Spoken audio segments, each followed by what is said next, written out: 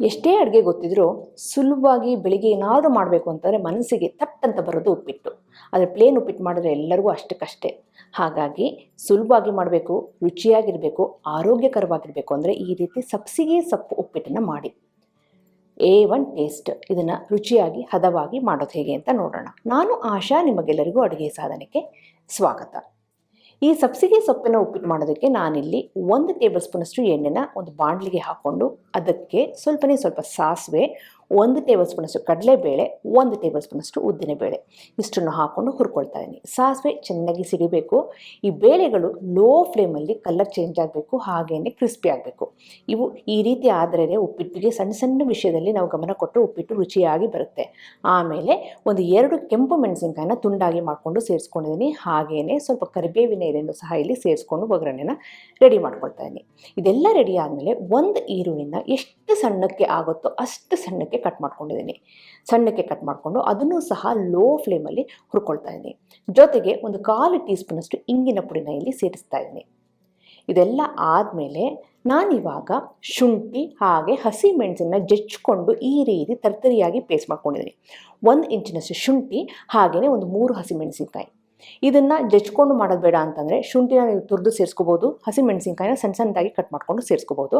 ಆದರೆ ಮಕ್ಕಳಿಗೆ ಕೊಡೋದ್ರಿಂದ ನಾನಿಲ್ಲಿ ಜಜ್ಕೊಂಡು ತರ್ತರಿಯಾಗಿ ಮಾಡ್ಕೊಂಡಿದ್ದೀನಿ. ಇದರಿಂದ ರುಚಿನೂ ಹೆಚ್ಚಾಗುತ್ತೆ, ಮಕ್ಕಳಿಗೆ ಬಾಯಿಗೆ ಹಸಿಮೆಣಸಿನ್ಕಾಯಿ ಸಿಗೋದಿಲ್ಲ ಅಂತ. ಇವಾಗ ಸಬ್ಸಿಗೆ ಸೊಪ್ಪನ್ನು ಸೇರಿಸ್ತಾ ಇದ್ದೀನಿ. ಇದು ಸಬ್ಸಿಗೆ ಸೊಪ್ಪಿನ ಉಪ್ಪಿಟ್ಟಲ್ವಾ, ಹಾಗಾಗಿ ಈ ಕಪ್ಪಿನಲ್ಲಿ 1.5 ಕಪ್ಪಿನಷ್ಟು ಸಬ್ಸಿಗೆ ಸೊಪ್ಪನ್ನು ಸೇರಿಸ್ತಾ ಇದ್ದೀನಿ. ಸಬ್ಸಿಗೆ ಸೊಪ್ಪನ್ನು ಚೆನ್ನಾಗಿ ತೊಳೆದ್ಬಿಟ್ಟು ನೀನೆಲ್ಲ ಡ್ರೈ ಮಾಡಿಕೊಂಡು ಆಮೇಲೆ ಎಷ್ಟು ಸಣ್ಣಕ್ಕೆ ಆಗುತ್ತೋ ಅಷ್ಟು ಸಣ್ಣಕ್ಕೆ ಸಬ್ಸಿಗೆ ಸೊಪ್ಪನ್ನು ಕಟ್ ಮಾಡ್ಕೋಬೇಕು.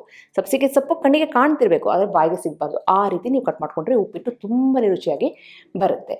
ಇವಾಗ 1.5 ಕಪ್ಪಿನಷ್ಟು ಸಬ್ಸಿಗೆ ಸೊಪ್ಪನ್ನು ಇಲ್ಲಿ ಸೇರಿಸ್ಕೊಂಡಿದ್ದೀನಿ. ಸಬ್ಸಿಗೆ ಸೊಪ್ಪಿನ ಪ್ರಮಾಣ ರವೆಗಿಂತಲೂ ಜಾಸ್ತಿ ಇರಬೇಕು. 1 ಕಪ್ಪಿನಷ್ಟು ರವೆಗೆ ನಾನಿಲ್ಲಿ 1.5 ಕಪ್ಪಿನಷ್ಟು ಸಬ್ಸಿಗೆ ಸೊಪ್ಪನ್ನು ಸೇರಿಸ್ತಾ ಇದ್ದೀನಿ. ಹಾಗೆಯೇ 3 ಟೇಬಲ್ ಸ್ಪೂನಷ್ಟು ಕ್ಯಾರೆಟ್ ಹಾಗೆಯೇ 3 ಟೇಬಲ್ ಸ್ಪೂನಷ್ಟು ಹಸಿ ಬಟಾಣಿನ ಸೇರಿಸ್ತಾ ಇದ್ದೀನಿ.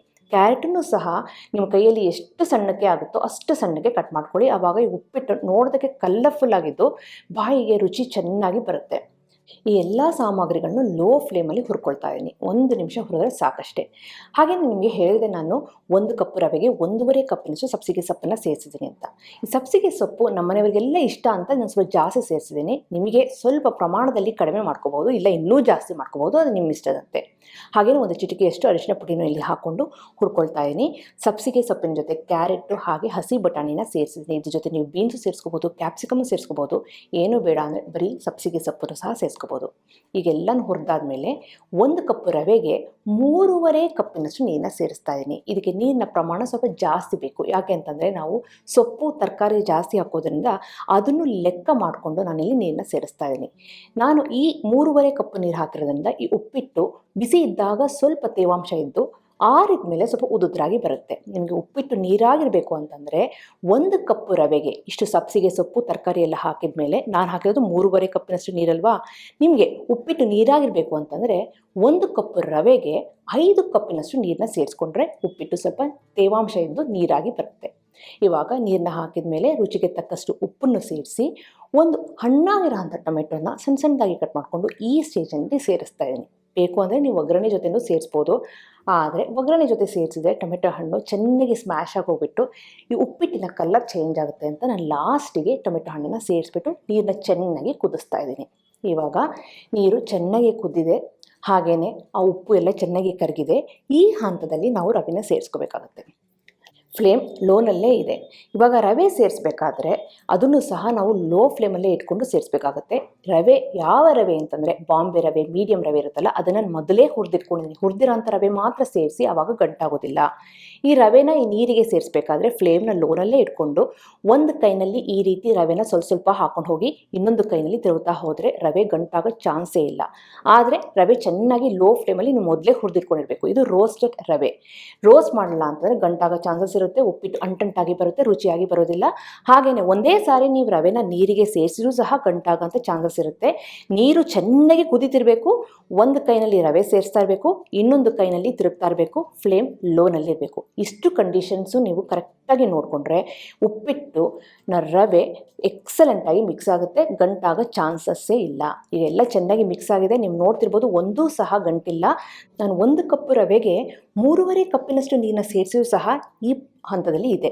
ಅಕಸ್ಮಾತ್ ನಮ್ಮ ಮಾಮೂಲಿ ಉಪ್ಪಿಟ್ಟಿಗೆ ಹಾಕ್ತೀವಿ ನೋಡಿ, 1 ಕಪ್ ರವೆಗೆ 2 ಕಪ್ಪಿನಷ್ಟು ನೀರು, ಅಷ್ಟನ್ನ ಹಾಕ್ಬಿಟ್ರೆ ಇದು ತುಂಬ ಡ್ರೈ ಆಗೋಗ್ಬಿಡುತ್ತೆ. ಯಾಕೆಂದರೆ ತರಕಾರಿ ಸೊಪ್ಪನ್ನು ಹಾಕಿರೋದ್ರಿಂದ ಇದಕ್ಕೆ ಸ್ವಲ್ಪ ಜಾಸ್ತಿ ನೀರನ್ನ ಸೇರಿಸಬೇಕು.